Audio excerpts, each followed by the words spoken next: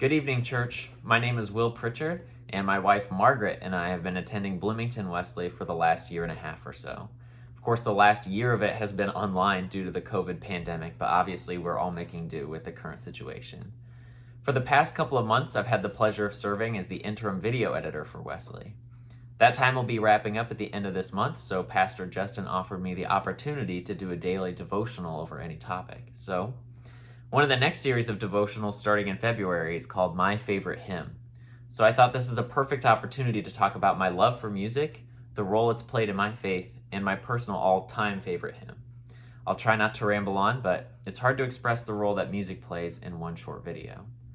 For a little more context, my full-time job is actually as a band teacher in Cerro Gordo, Illinois, which is just outside of Decatur.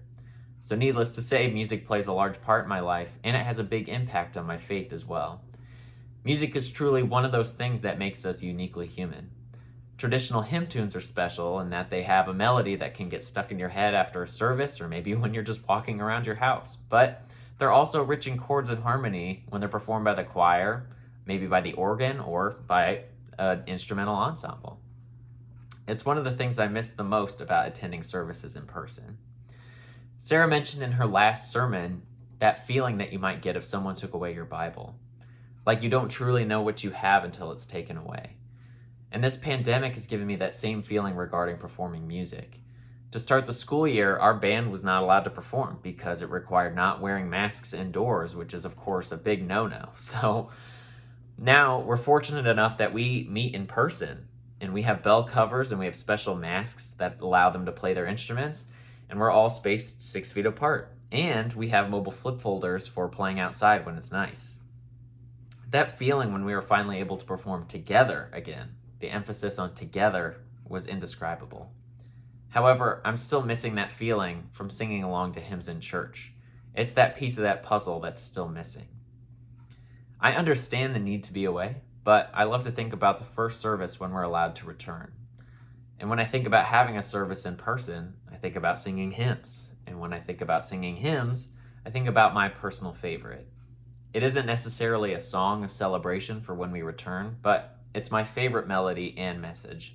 So for my focus today, I'm choosing the hymn, Be Still My Soul. For those of you familiar with Wesley, this is almost certainly not your first time hearing this song. It was actually featured in one of the online services from just a few weeks ago. I actually heard the melody for this hymn for the first time in its original context while I was studying music at the U of I. It's from a piece called Finlandia, by the Finnish composer Jan Sibelius.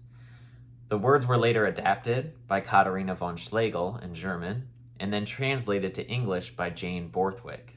So the hymn that we know today is not the tune's original context, or even the original translation, and yet here I am today, telling you why it's my personal favorite. The lyrics of the hymn are designed to uplift someone in a time of mourning or grief, something many people across America may be feeling today, or even across the entire world. I'll read the lyrics from the third verse because I'll actually be performing the tune without words. If you'd like to look up other verses, I highly recommend you do so, especially if you are currently in a situation where you need some uplifting messages. So here's the third verse. Be still, my soul, when dearest friends depart, and all is darkened in the vale of tears. Then shalt thou better know his love, his heart, who come to soothe thy sorrow and thy fears. Be still, my soul, thy Jesus can repay, from his own fondness all he takes away. Now, it's actually rare for me to get goosebumps from reading alone, but this hymn does it every time in almost every stanza. They all start with a message of understanding, and they end with a feeling of comfort and reassurance. The tune, which would give me goosebumps alone, being a musician, only adds to the effect. The chords resolve the same time any doubts or grievances you may have are swept away. This song has always brought me comfort in my times of personal grief, and hopefully it will do the same for you if it hasn't already. Anyway, without further ado, I will be performing one time through the melody from Be Still My Soul as a brass quartet.